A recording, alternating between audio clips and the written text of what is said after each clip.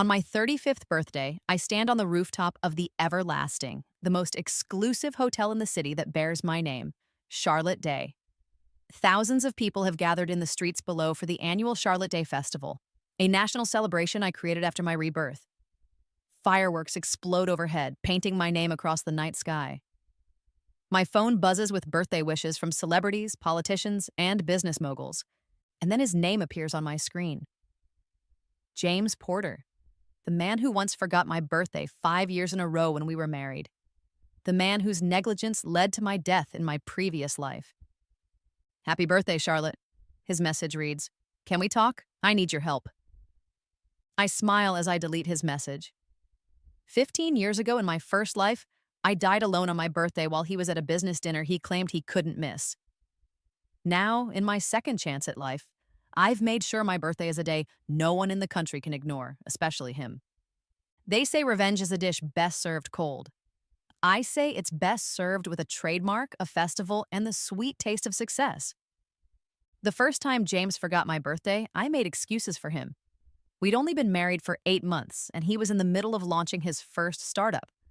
The pressure was intense. I knew that better than anyone. I'd been the one holding his hand through sleepless nights, reassuring him when investors pulled out, celebrating minor victories with cheap champagne in our tiny apartment. "I'm so sorry, Charlotte," he said when he came home at midnight to find me asleep on the couch, a half-eaten cake on the coffee table. The meeting ran late, and then Eric wanted to discuss strategy over drinks, and I lost track of time. I smiled and told him it was fine, because back then, I still believed I mattered to him. The second time, I was less understanding. "You promised, James." I stood in our kitchen, still wearing the new dress I'd bought for the dinner reservation he'd made and then abandoned. "You literally made the reservation yourself." I know. He ran his hands through his hair, the gesture I once found endearing, now just irritating. But this investor could change everything for us, for our future. I couldn't say no. I wanted to scream that I was his future too, but instead I said, "You could have called earlier." "I'm making it up to you this weekend," he promised, kissing my forehead. "Anywhere you want to go." We never went anywhere. There was always another meeting, another crisis, another reason why his work couldn't wait, but I could. The third year, I didn't even get a phone call until the next day. "It completely slipped my mind," he admitted, not even bothering to sound particularly sorry anymore. "We were finalizing the Series B funding and—" "Save it," I said. "I get it. The company comes first." "That's not fair, Charlotte. This is for us. I'm building this for our future." The bitter laugh escaped before I could stop it. "Are you? Because it feels like you're building a life I'm not included in." By the fourth year, I'd stopped expecting anything. I bought myself a small cake, opened a bottle of wine, and watched old movies alone in our beautiful new house that never felt like a home. When he texted at 10 p.m. to say he'd be working late, I simply replied okay and poured another glass. The fifth year, I tried one last time to make him see me. I left hints everywhere. A brochure for a weekend getaway on his desk, a saved date on our shared calendar, even a joking comment about getting older during dinner the week before. None of it worked. He still accepted a dinner meeting with potential investors from Singapore. He still told me it was unmissable. He still promised to make it up to me. I still ended up alone. Only this time, I decided to go to him, to make him see me, even if it meant embarrassing us both. I never made it to that restaurant. Instead, I died on a rain-slicked bridge, my car spinning out of control like my life had been doing for years. My last thought wasn't about James, despite what romantic movies might have you believe. It was the stark realization that I'd become invisible in my own life. Until I wasn't anymore. My 35th birthday began like many before it, with cautious hope wrapped in layers of practiced indifference. "Morning," James mumbled, his eyes already fixed on his phone as I entered the kitchen. Then he glanced up, something apparently registering. "Hey, it's your birthday, right?" The spark of hope flared before I could suppress it. "Yeah. We should do something tonight." He squeezed my shoulder as he moved past me to the coffee maker. "I'll make a reservation somewhere nice." "You don't have meetings?" I asked, trying to keep the skepticism out of my voice. "Nothing that can't be rescheduled for my wife's birthday." He grinned, and for a moment, I saw flashes of the James I'd fallen in love with. The one who used to surprise me with picnics between classes, who once wrote me a love letter on a napkin when we couldn't afford proper stationery. That would be nice, I said, allowing myself to believe him. I can be ready by 7. Perfect. He kissed me quickly before grabbing his travel mug. I've got to run, but I'll see you tonight. 7 o'clock. At work, my day passed in the usual blur of marketing meetings and campaign approvals. I was good at my job, respected, but not remarkable. Unlike James, whose company was generating buzz throughout the tech industry, I'd settled into comfortable competence. Sometimes I wondered if that was part of our problem, if he'd outgrown me along with our starter apartment and discount furniture. My team got me a small cake at lunch. My assistant gave me a gift card to my favorite bookstore. My mother called to wish me happy birthday and to ask, with poorly disguised concern, if James was doing anything special this year. He's taking me to dinner, I said, the words sounding hollow even to my own ears. That's wonderful, honey. Her voice carried too much relief. Everyone knew. Everyone had been watching our marriage gradually disintegrate, watching me make excuses for his absences, watching me shrink myself to fit into the corners of his life. At 5, I left work early to prepare for our dinner. I wanted to look my best, not just for him, but for myself. I needed to feel like I mattered, like I was worth showing up for. The first text came at 5:45. Might be running a bit late, meeting going long. 7:30 okay? I texted back, sure. Reservation? Made it for 8 just to be safe. Le Bernardin, wear that blue dress I like. The blue dress. At least he remembered that. I continued getting ready, pushing away the familiar feeling of dread building in my stomach. At 6:50, my phone buzzed again. Something's come up. Singapore investors in town unexpectedly. Need to meet them tonight. Can't miss this opportunity. I stared at the message, already dressed in the blue dress he said he liked, my hair and makeup done. The same investors he'd mentioned earlier in the week. The unexpected meeting that was clearly planned before he ever promised me dinner. Are you serious? I typed, then deleted it. Again? I typed, then deleted that too. Instead, I wrote, where are you meeting them? Osteria, downtown? I'm really sorry, Charlotte. I'll make it up to you this weekend. I promise. Osteria wasn't a business restaurant. It was casual, trendy. The kind of place you took people you wanted to impress with your coolness, not your professionalism. This wasn't some emergency formal meeting. This was drinks and dinner with people he'd rather spend time with than me. I sat on our bed, fully dressed with nowhere to go, and felt something inside me finally break. Not with a dramatic snap, but with the quiet finality of something that had been fractured for too long, finally giving way. I grabbed my keys and my purse. I wasn't going to spend another birthday alone in this house, waiting for someone who wouldn't come home until I was asleep. The rain started as I pulled out of our driveway. Just a light drizzle at first, barely noticeable. By the time I reached downtown, it had become a proper storm. Fat drops pounding against my windshield as my wipers struggled to keep up. Parking a block away from Osteria, I didn't even bother with an umbrella. Let the rain ruin my hair, my makeup, my dress. None of it mattered anymore. Through the restaurant's windows, I spotted him immediately, laughing, gesturing animatedly, holding court at a table with 3 men and 2 women, all dressed casually, all clearly enjoying themselves. No tense business negotiations, no unmissable opportunity. Just my husband choosing, once again, not to miss anything except me. I waited outside under the awning of a closed shop, watching him through the glass as the minutes ticked by.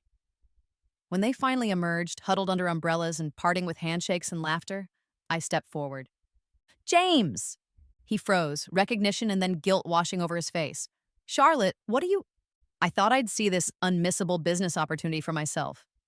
My voice was calm, detached, as if I were discussing the weather with a stranger. Listen, I can explain. No need, I saw everything I needed to see. The rain plastered my hair to my face, running down my cheeks like the tears I refused to shed. The investors awkwardly excused themselves, leaving us alone on the wet sidewalk. You're overreacting, James said, lowering his voice. This dinner could mean millions for the company, for us. There is no us, James. There hasn't been for a long time. Don't be dramatic. It's just a birthday. We can celebrate another day. Just a birthday. The words hit me like a physical blow. It's not just a birthday, I said, my voice finally breaking. It's 5 birthdays. It's our anniversary last month. It's Christmas at my parents' that you missed. It's every date night canceled, and every weekend you spent at the office, and every time you made me feel like I'm nothing but an inconvenience in your big, important life. That's not fair. No, what's not fair is making promises you never intend to keep. What's not fair is making me believe I still matter to you when clearly I don't. Of course you matter, he said, reaching for me, but I stepped back. No, I don't, and I'm tired of pretending otherwise. I turned and walked away, his calls fading behind me as the rain intensified. My hands shook as I unlocked my car. My vision blurred. From tears or rain, I couldn't tell anymore. I drove too fast, needing to put distance between us, between the person I'd become and the person I'd been before him. The windshield fogged up. The wipers couldn't keep up.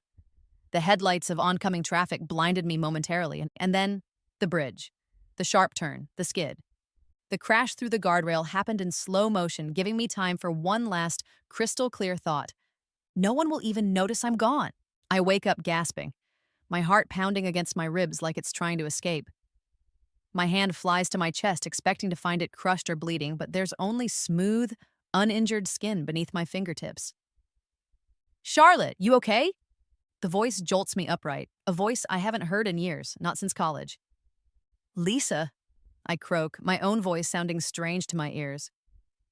My roommate peers at me from the other bed in our cramped dorm room, her face young and unlined in the dim light filtering through the blinds. You were like making weird noises in your sleep. Bad dream? I stare at her, unable to process what I'm seeing.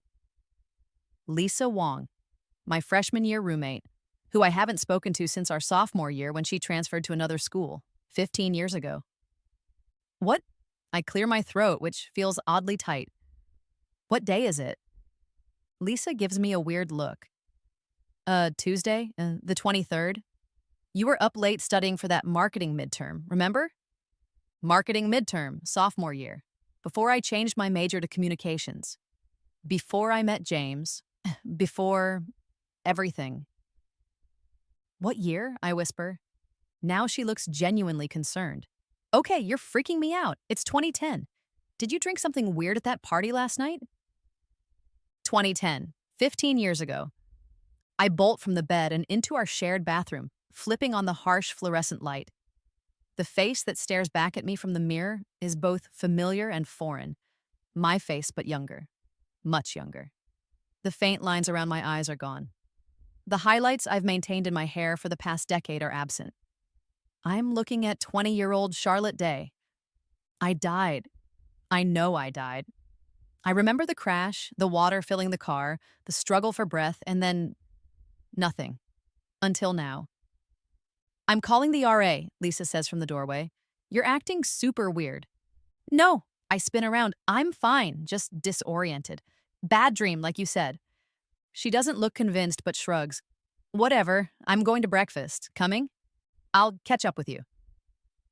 As soon as she's gone, I rush back to my side of the room. Everything is exactly as it was in college. My textbooks stacked on the desk. The tacky fairy lights we thought were so sophisticated strung around the window, the corkboard covered in photos and concert tickets. I grab my phone, an ancient flip phone I haven't seen in years, and check the date. October 23rd, 2010. I click through to the calendar and count forward, my heart stopping when I reach a certain date. May 16th, 2025. The day I died. My 35th birthday. 15 years away. My legs give out and I sink onto the bed. This isn't possible. People don't die and wake up in their past. This doesn't happen. But it has happened. Somehow, impossibly, I've been given a second chance. The question is, what am I going to do with it? 3 days later, I'm still trying to adjust to being back in my 20-year-old life. I've gone through the motions, attending classes I barely remember, nodding along to conversations about people and events long forgotten, pretending everything is normal while my mind spins with 15 years of memories that haven't happened yet. And then I see him. He's crossing the quad with a group of friends, laughing at something, his head thrown back in that carefree way I'd almost forgotten. James Porter, young, unburdened, beautiful. My heart constricts painfully in my chest. In this timeline, we haven't met yet. That happens next semester, in the advanced marketing seminar we both take. He'll sit next to me on the third day of class, borrow a pen, and change the course of my life. He glances in my direction, a casual sweep of his eyes that carries no recognition. Of course not. To him, I'm just another face in the crowd. I duck behind a column, suddenly unable to breathe. What am I supposed to do now? The obvious answer seems to be, avoid him completely. Don't take that marketing seminar. Don't lend him that pen. Don't fall in love with the man who will eventually make me feel so insignificant that I drive off a bridge on my birthday. But as I watch him walk away, laughing with his friends, I feel something unexpected stir alongside the hurt and anger. Possibility, power. I know things now. Not just about James and our relationship, but about everything. Which companies will succeed, which trends will emerge, which skills will become valuable.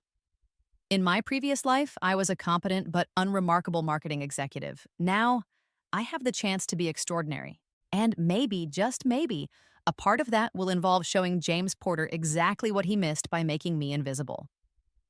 Excuse me, is this seat taken? I look up, startled out of my thoughts. A young Asian woman stands beside me, gesturing to the empty chair at my library table. No, go ahead, I say automatically. Thanks, I'm Eliza, by the way. Eliza Chen. She sticks out her hand with a confidence I immediately envy. I shake it, the name triggering a distant memory. Charlotte Day, nice to meet you. As she unpacks her laptop, it clicks. Eliza Chen. In my first life, I knew of her but never actually met her. She was that student everyone knew about but a few actually knew. Her family owned half the commercial real estate downtown. After graduation, she went on to become some kind of international business consultant. I saw her once at a conference, surrounded by people eager to connect with her. And now she's sitting across from me, asking if I have the notes from Professor Martin's marketing psychology lecture. Actually, I do. I pull out my notebook, suddenly seeing an opportunity I never had in my first life. Here, you can copy them if you want. You're a lifesaver. She smiles, and I find myself smiling back. Maybe avoiding James isn't the only strategy available to me. Maybe this second chance is about more than just dodging past mistakes. Maybe it's about creating something entirely new. You're changing your major? Now? Lisa looks at me like I've suggested we go skydiving without parachutes. It's the middle of sophomore year. I know what I'm doing, I tell her, with the confidence of someone who's literally lived through this decision before. Except last time, I changed from marketing to communications because James suggested it would complement his business degree better. This time, I'm switching to a double major in business and event management. But you've always talked about working at an ad agency, she persists. I shrug. Plans change. What I don't tell her is that I've spent the past month meticulously planning my new future. In my previous life, I followed a safe, conventional path that led to a respectable but ultimately unsatisfying career. This time around, I'm leveraging my knowledge of future trends to position myself ahead of the curve. My professors are already taking notice. Last week, Dr. Reynolds asked me to stay after class to discuss my surprisingly insightful analysis of how social media would transform brand engagement. You have an almost uncanny ability to predict where the market is heading, he told me, studying me with newfound interest. Have you considered applying for the Whitman Fellowship? I hadn't, because in my first life, I never would have qualified. But this time, with my foreknowledge and different focus, it's suddenly within reach. The following week, I see James in the campus coffee shop. He's sitting alone typing on his laptop, exactly where he used to tell me he was working when we first started dating. My stomach clenches with a mixture of anger and unwanted longing. In my first life, I'd have found a reason to sit nearby, to strike up a conversation. He'd have smiled that crooked smile that made my heart race, and within an hour, he'd have asked for my number. Instead, I turn around and leave, even though he hasn't noticed me. I have other priorities now. Charlotte, wait up! Eliza Chen jogs to catch up with me on the pathway outside. We've been studying together regularly since that day in the library, a friendship that never happened in my first timeline. I was just coming to find you, she says, falling into step beside me. Did you finish the business proposal for Martin's class? Last night, I nod. You? Just now, but I'm not happy with it. She grimaces. I can't decide if my concept is too conventional or too risky. Let me see it, I offer.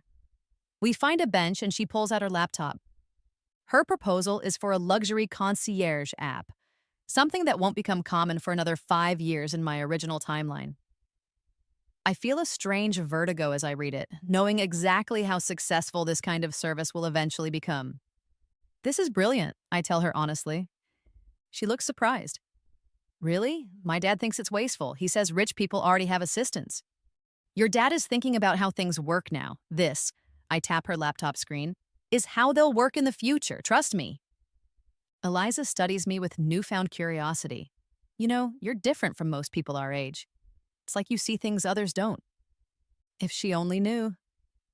I just pay attention, I say. Well, I'm glad you're paying attention to my work. She grins. Hey, I'm hosting a small party at my place Friday night. You should come. In my first life, I'd have been at James's intramural basketball game Friday night, cheering from the sidelines while he barely noticed my presence. The memory stings. I'd love to, I say, making a conscious choice to build this new friendship instead.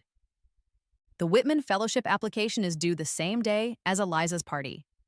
I submit it that morning, including my detailed predictions about influencer marketing, a term that barely exists yet, but will become ubiquitous within 5 years. Professor Marcus Wells calls me into his office the following Monday.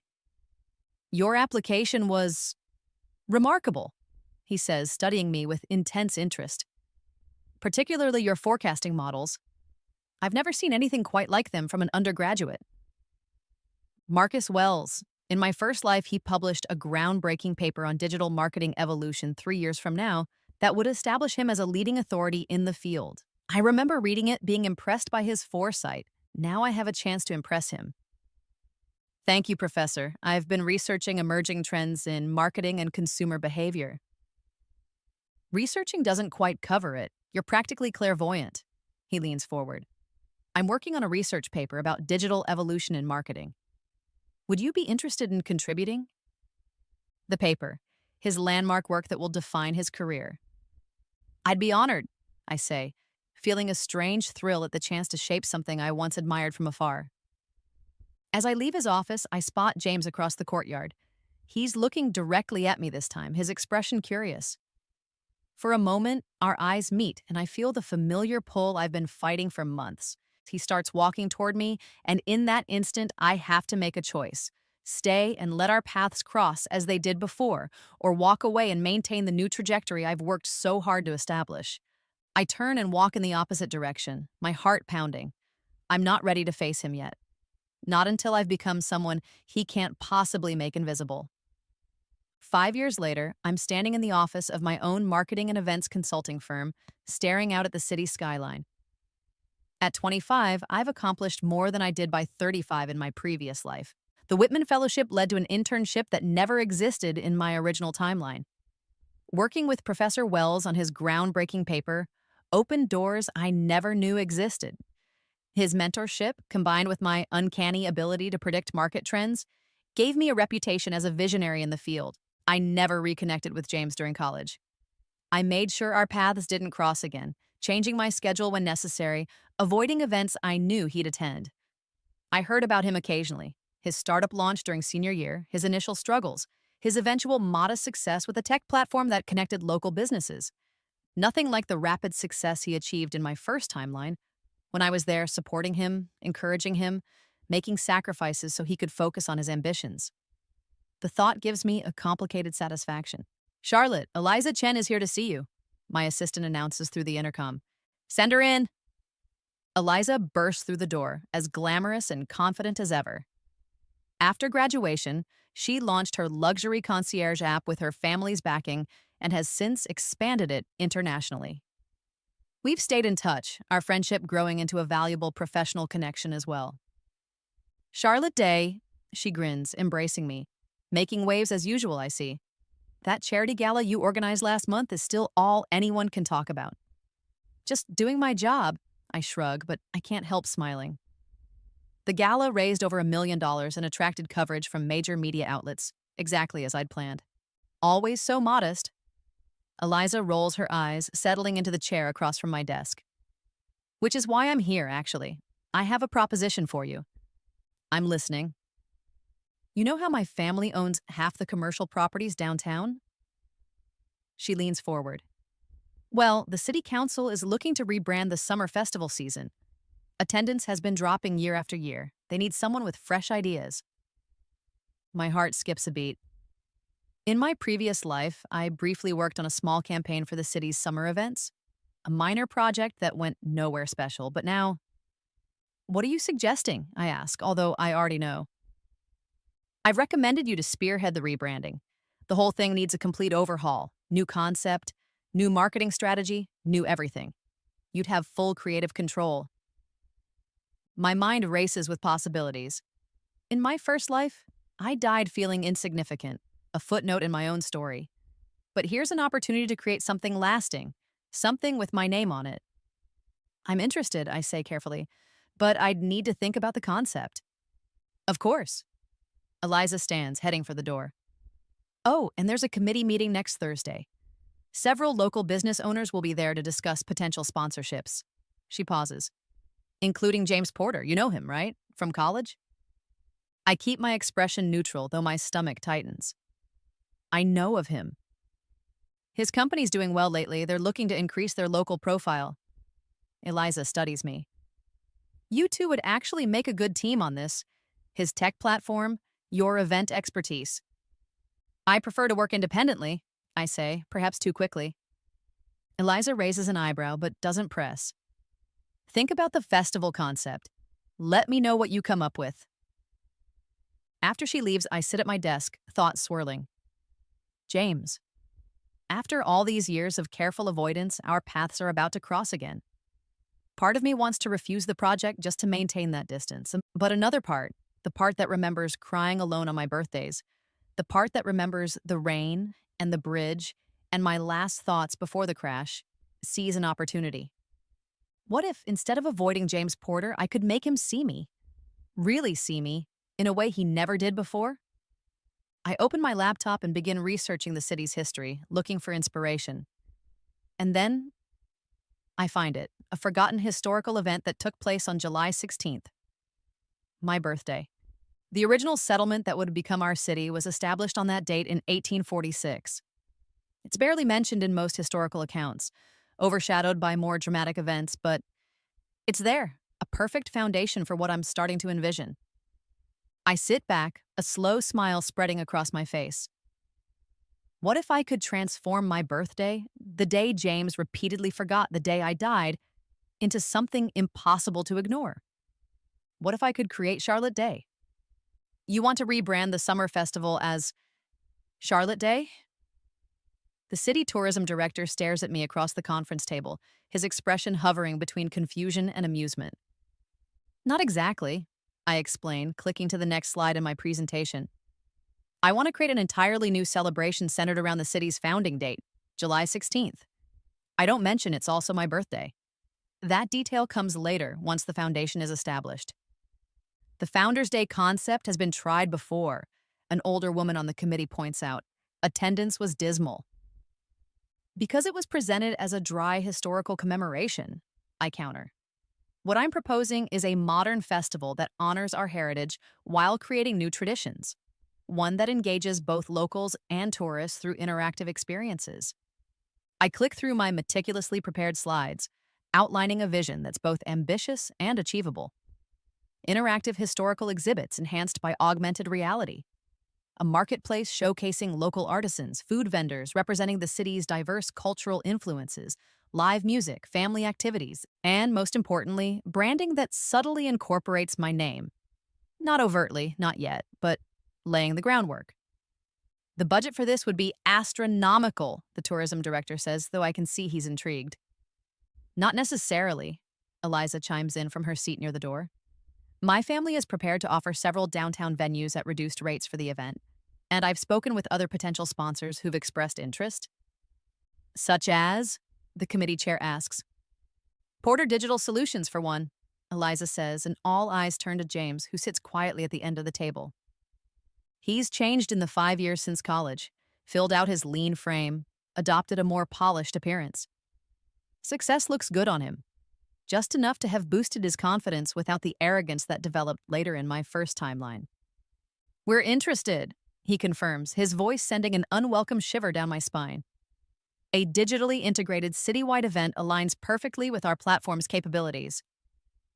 Our eyes meet briefly across the table, the first direct eye contact we've had in this timeline. There's no recognition in his gaze, just professional interest. Of course, in this life, we've never actually met. I'm just another business contact to him. The irony isn't lost on me. The concept has potential, the tourism director admits after a long pause, but I'm not convinced about the timing. July is already packed with events, and which is precisely why we need something distinctive, I interject. Something uniquely ours that can compete with neighboring cities' offerings. Let's put it to a vote, the committee chair suggests. The vote is 5-4 against my proposal. I'm prepared for this. In my first life, rejection often stopped me in my tracks. This time, it's merely the opening move in a longer game. I understand your concerns, I say calmly. Would the committee be open to a small-scale pilot event this year? A proof of concept, with minimal city resources required? They agree to this compromise, if only to appease Eliza's family, whose influence in local business matters is substantial. As the meeting disperses, James approaches me directly. I don't think we've formally met, he says, extending his hand. James Porter. I take his hand, fighting the surreal feeling of introducing myself to the man who was once my husband. Charlotte Day. His eyebrows rise slightly. Charlotte Day, like the festival you're proposing? A coincidence, I lie smoothly, though a convenient one for branding purposes. Very convenient, he says, studying me with increased interest. Your presentation was impressive. The committee's hesitation notwithstanding, I think you're onto something big. The compliment shouldn't affect me, but it does. A flutter of something I immediately suppress. Thank you. I believe it has potential. My company's still interested in collaborating despite the scaled-back approach, he continues. Our platform could handle event registration, mobile guides to activities, real-time updates, all the digital infrastructure you'd need. In my first life, this is how it began. James sharing his vision, me getting swept up in his enthusiasm. Not this time. I'll consider all potential partners equally, I say professionally. You can have your team send over a proposal. He looks slightly taken aback by my business-like tone, but recovers quickly. Of course. Looking forward to working together, Charlotte Day. The way he says my name, with a hint of a smile, as if we're sharing a private joke about its connection to the festival, reminds me so much of the James I first fell in love with that I have to excuse myself before my carefully constructed facade cracks. In the months that follow, I throw myself into creating the pilot event. I secure sponsorships from local businesses, negotiate with vendors, and coordinate with Eliza's family for venue access. I also, despite my initial reluctance, find myself working closely with James and his team on the digital components. The pilot Charlotte Day celebration is scheduled as a one-day event in a downtown park, modest in scale but designed to demonstrate the concept's potential. The historical connection provides legitimacy, while the contemporary elements attract diverse audiences. What no one on the committee knows is that I've also been quietly creating a personal brand strategy that aligns my name with the event. My company blog features Charlotte's day-to-day posts about event planning. My social media incorporates subtle nods to the festival concept. I commission a logo that will work equally well for the event and for my personal branding. The pilot event arrives on a perfect July day. Despite limited promotion, attendance exceeds our projections. The interactive historical exhibits draw families. The local vendor marketplace attracts shoppers. The evening concert fills the park's lawn, and everywhere on banners and programs and digital displays is the name, Charlotte Day Festival, my name. James finds me as the evening concert winds down, the pilot event an undeniable success. Congratulations, he says, handing me a glass of champagne from a nearby vendor. You pulled it off. The committee is impressed. I take the glass, careful not to let our fingers touch. It's just the beginning. Bold statement. He smiles, that crooked smile that once made my heart race. It still does, but now it's tangled with memories he doesn't share. Most people would be satisfied with today's success. I'm not most people. No, he agrees, studying me with genuine curiosity. You're not. I've been trying to figure you out, Charlotte Day. There's nothing to figure out, I reply, keeping my tone light. What you see is what you get. Somehow I doubt that. He gestures around at the festival. People don't create something like this without a deeper motivation.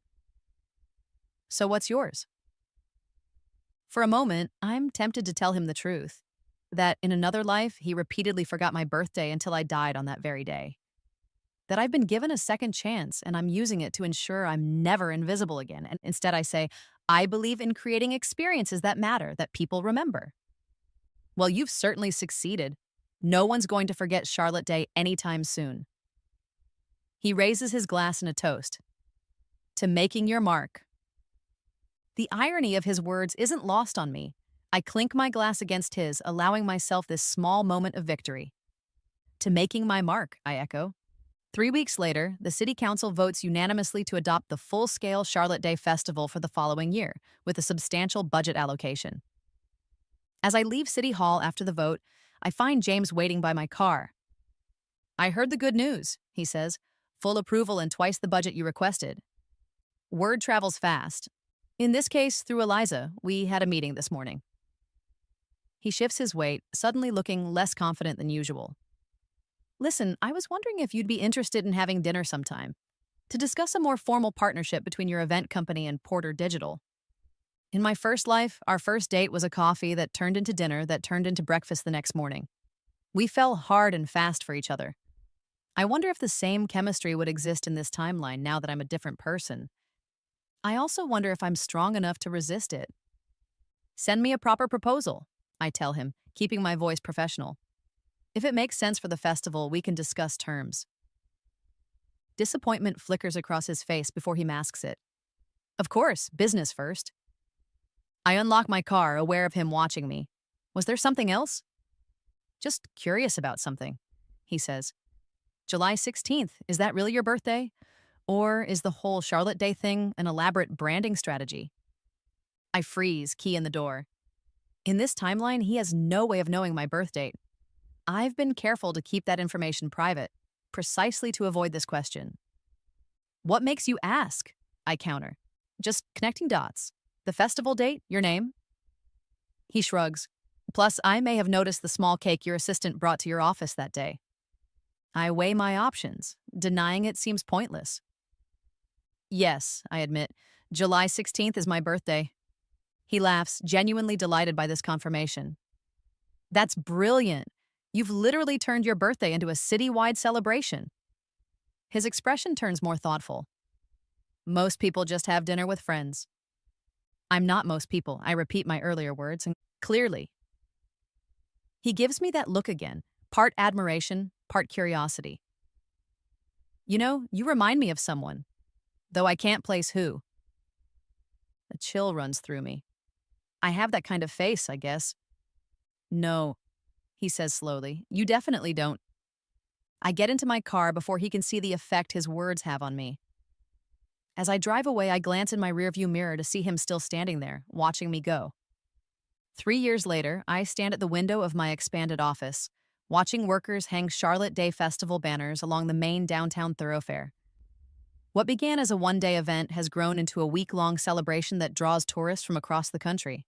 And I've grown with it. At 28, I run a successful event marketing company with 15 employees. My personal brand is inseparable from the festival that bears my name. Local magazines feature me in their 30 under 30 inches lists. Business schools invite me to speak about innovative marketing strategies. I've become exactly what I set out to be: visible, significant, impossible to ignore. especially to James Porter. Despite my initial resistance, our companies have developed a working partnership. His digital platform handles the increasingly complex technological needs of the growing festival, while my team manages the creative and logistical elements. It's a successful professional relationship that has inevitably developed personal dimensions as well. We're not dating. I've been careful to maintain that boundary, but we've become something adjacent to friends. Dinner meetings that run late into the night, inside jokes about committee members, the occasional text that has nothing to do with work. It's dangerous territory, and I know it. Charlotte, my assistant knocks on my open door. Adrian Foster is here to see you. I frown. I don't have an appointment with Adrian. He says it's urgent.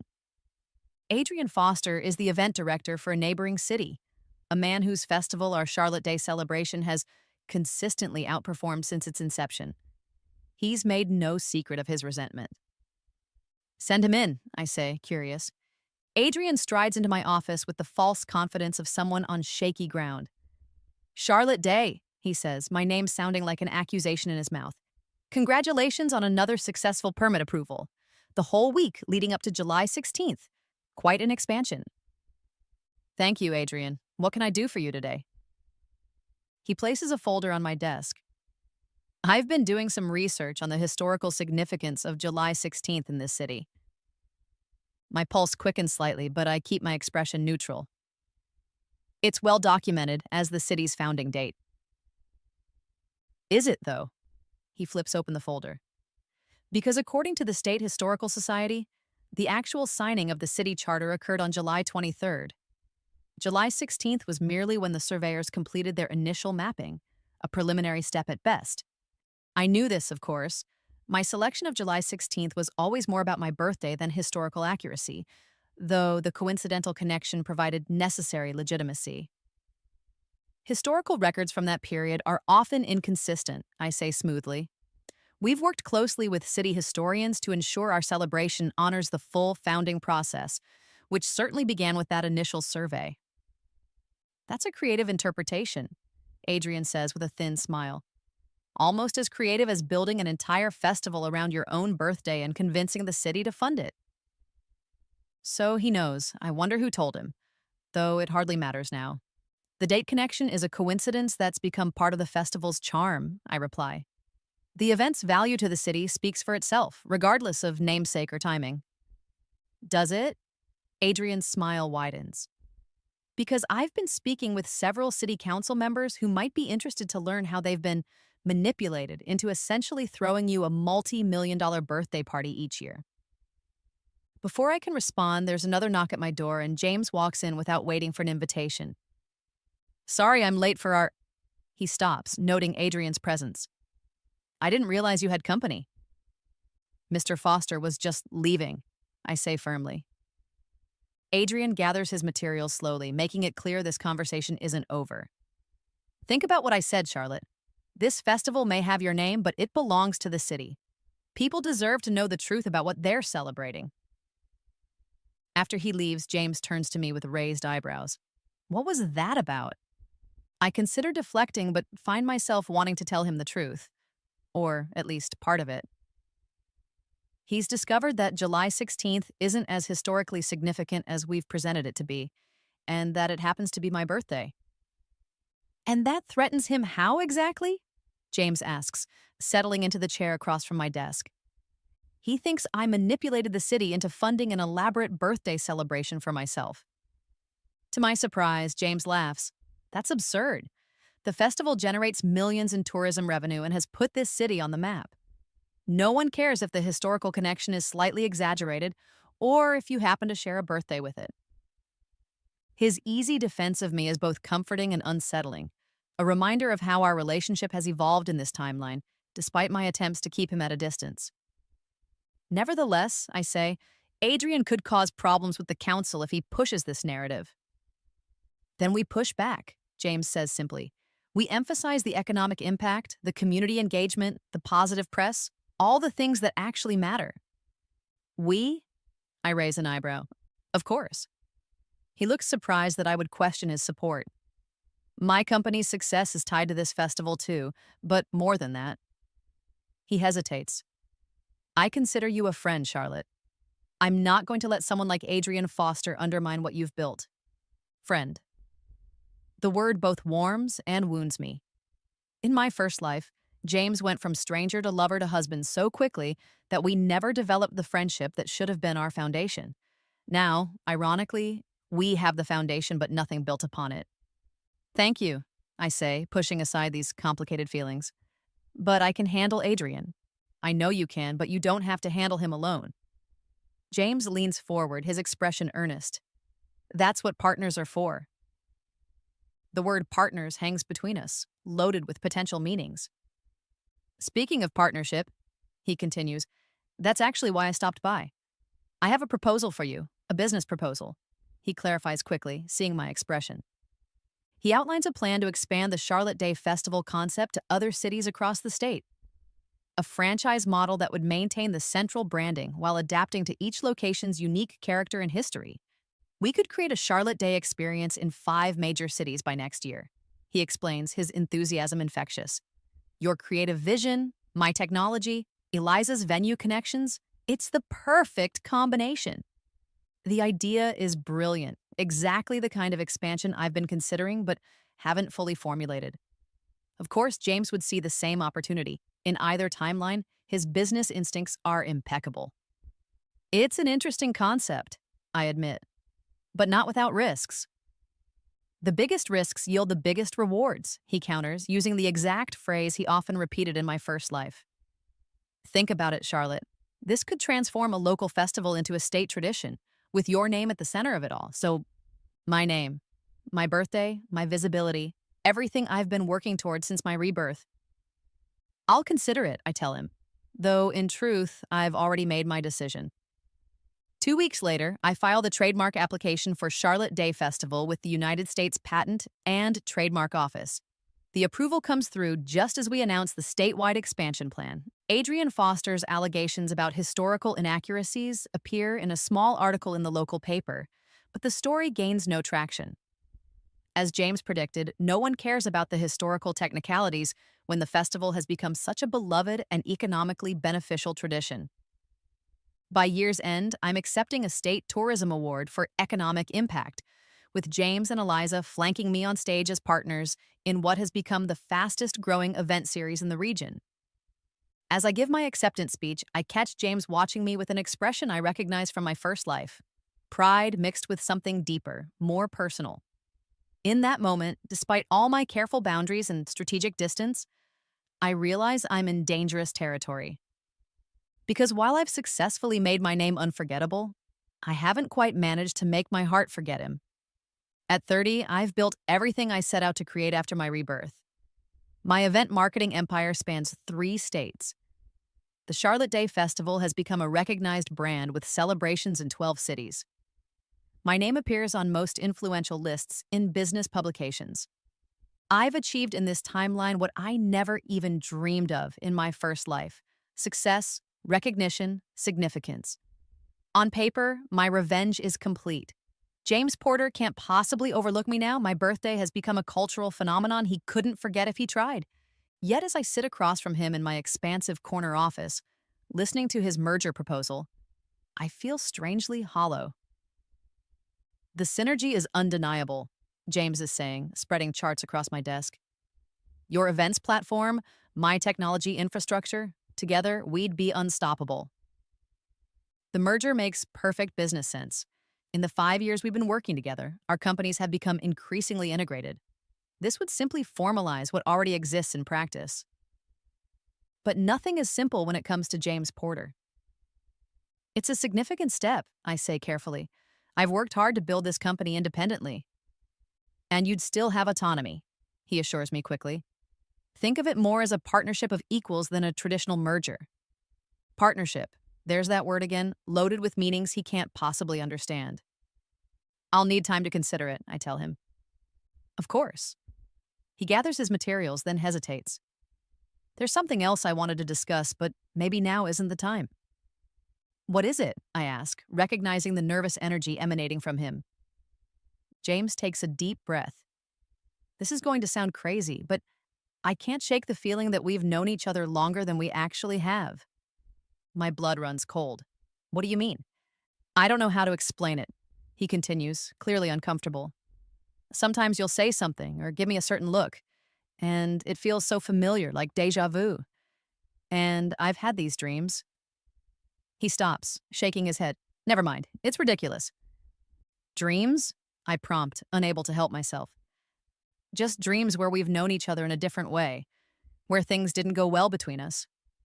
He laughs awkwardly. See? Ridiculous. Forget I mentioned it. Before I can respond, my assistant interrupts through the intercom. Miss Day, Adrian Foster is here. He says it's urgent. James frowns. Adrian again? I thought he'd given up after his historical accuracy campaign failed. Apparently not, I sigh. Send him in, I tell my assistant. Adrian enters, looking even more smug than during our last encounter 3 years ago. Charlotte, James, how convenient that you're both here. What do you want, Adrian? I ask, my patience already thin. He places a flash drive on my desk. Evidence that the Charlotte Day brand was built on deliberate manipulation of historical facts for personal gain? James steps forward. We've been through this already. No one cares about the exact founding date. This isn't about dates anymore, Adrian interrupts. This is about intent. I have emails from the early planning stages where Charlotte explicitly discusses using her birthday to create a personal branding opportunity and leveraging historical coincidence to build her own platform. My stomach drops. Those emails do exist. Exchanges with Eliza from the very beginning, when I was still formulating the concept. Nothing illegal, but certainly revealing about my true motivations. How did you get access to private emails? James demands. Let's just say someone who used to work for Charlotte was quite illuminating. Adrian smiles thinly. I'm taking this to the city council and the press, unless you're willing to discuss transferring the primary festival management to my company for next year's events. You can remain involved, of course, but in a reduced capacity. It's blackmail, plain and simple. Get out, I tell him, my voice deadly calm. After he leaves, James turns to me. He's bluffing. Even if those emails exist, they'd only prove you're a marketing genius who saw a branding opportunity. We can spin this. We? I ask, echoing our conversation from years ago. Of course. He looks at me intently. Charlotte, whatever's in those emails doesn't change what you've built. But we need to address this head on before Adrian controls the narrative. His immediate support, his instinctive alignment with me against a threat, it reminds me of the early years of our marriage in my first life, before his priorities shifted away from me. Thank you, I say quietly. James steps closer, hesitating before speaking again. About what I was saying earlier. About feeling like we've known each other before. James, just hear me out. His eyes hold mine, searching. I know it sounds crazy, but I can't shake this feeling that we're connected somehow. That in some other reality, things went differently between us. For a moment, I'm tempted to tell him everything. About our marriage, his forgotten birthdays, my death and rebirth. But what would that accomplish except to make me seem delusional?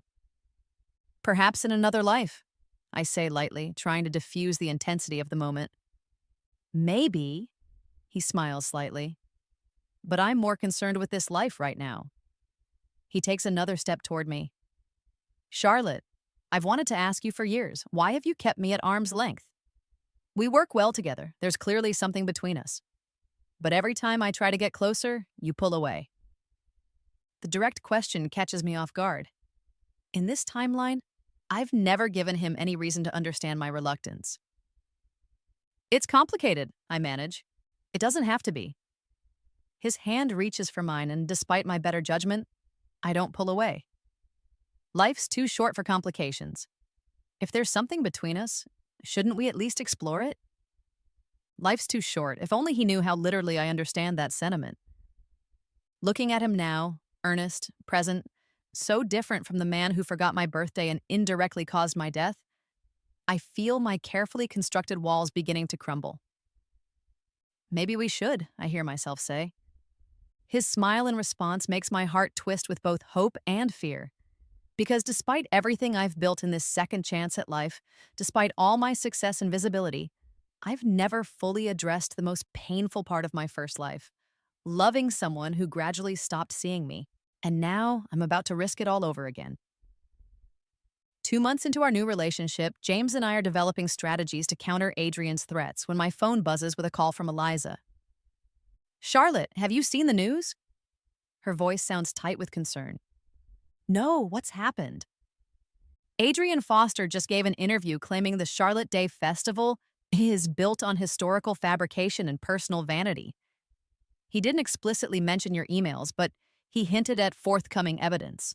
I close my eyes briefly. Thanks for the heads up.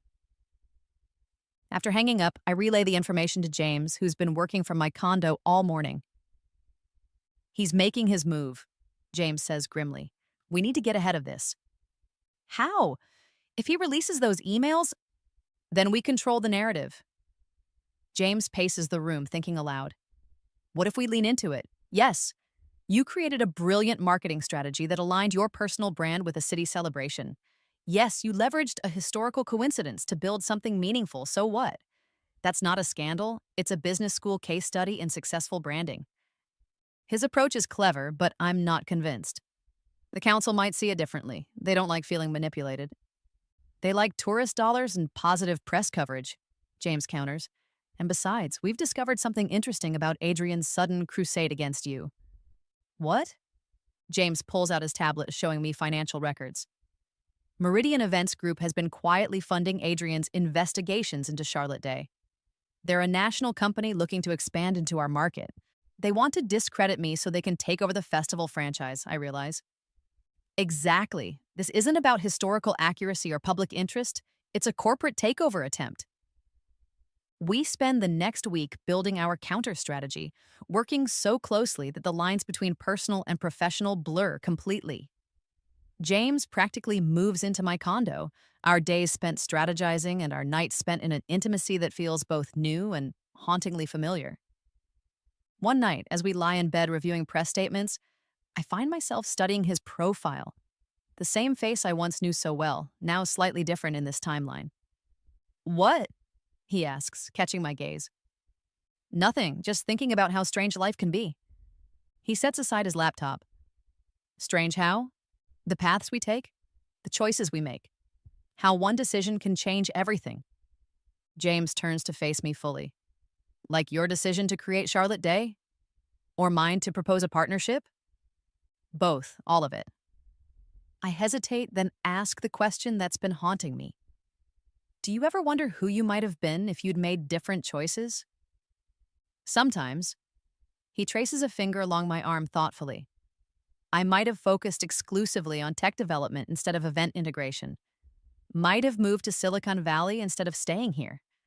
Might never have met you. The irony of his words twists in my chest. In my first life, he did meet me, and gradually forgot me anyway. Would that have been so terrible? I ask softly, not meeting me. His expression grows serious. Yes, it would have. He pulls me closer. Charlotte, there's something I need to tell you. Something I've felt since we started working together. My heart races, afraid of what might come next. I've never believed in fate or destiny, he continues, but from the moment we met in that first committee meeting, I felt this recognition, like I was finding someone I'd lost. Tears threaten at the corners of my eyes. James, let me finish. I know this sounds insane, but I've had these recurring dreams where we're together, but differently, where I lose you somehow. And I wake up feeling this overwhelming regret for something I can't even remember doing. Cold shock washes over me. His words echo my reality so closely that for a moment I wonder if somehow, impossibly, he remembers our first life together. What happens in these dreams? I ask, my voice barely audible. They're fragmented. We're in a house I've never seen. You're upset about something I've forgotten. There's rain, a phone call. He shakes his head. It sounds ridiculous saying it out loud. It doesn't, I whisper. James studies my face. There's more to your story than you've told me, isn't there? More than just brilliant marketing strategy behind Charlotte Day. This is the moment. My opportunity to tell him everything about our marriage, about his neglect, about my death and inexplicable rebirth, about my years spent building a life he couldn't ignore. But what purpose would it serve, except to burden him with guilt for actions he never committed in this timeline? The truth is, I begin slowly, my birthday was always a difficult day for me. Growing up, it was often overlooked or forgotten because of summer vacations and competing priorities. I wanted to create something that would make it special, not just for me, but for everyone. It's not the whole truth, but it's not a lie either. James nods, accepting this partial explanation. And you've succeeded brilliantly.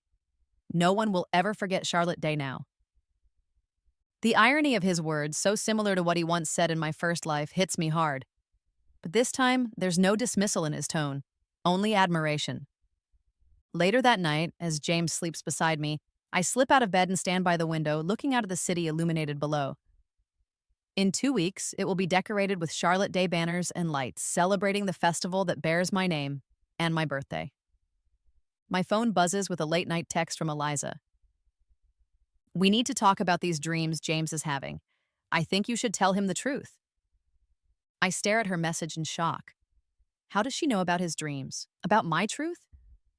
Her follow-up text arrives before I can respond. Some things can't be explained by logic, Charlotte.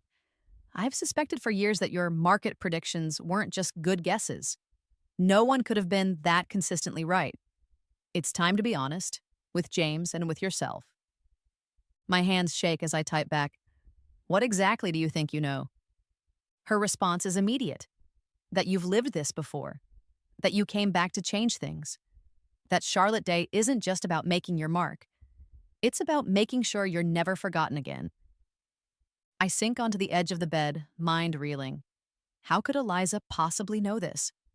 I've never told anyone about my rebirth. A third text appears. You're not the only one who pays attention to patterns, Charlotte. We'll talk tomorrow. In the meantime, consider what you really want from this second chance. Revenge or healing. I look back at James sleeping peacefully, unaware of our shared past that only I remember. Eliza's question echoes in my mind. Revenge or healing? For the past decade, I've been driven by the need to ensure I'm never invisible again, never forgotten. But now, facing the possibility of a relationship with James that could be different this time, I wonder if what I really needed all along was the chance to heal. Not just to be seen, but to be truly loved. The choice before me isn't just about how to handle Adrian's threats or whether to tell James the truth. It's about what I want from this second chance at life. Revenge has brought me success, recognition, a legacy. But it hasn't brought me peace. As dawn breaks over the city that now celebrates my birthday as its own, I make my decision. Whatever happens with Adrian and his allegations, whatever complications arise from merging our companies, I'm going to give James and myself a chance at the relationship we never truly had in my first life. Not because I've forgotten the past, but because I've finally found the courage to create a different future.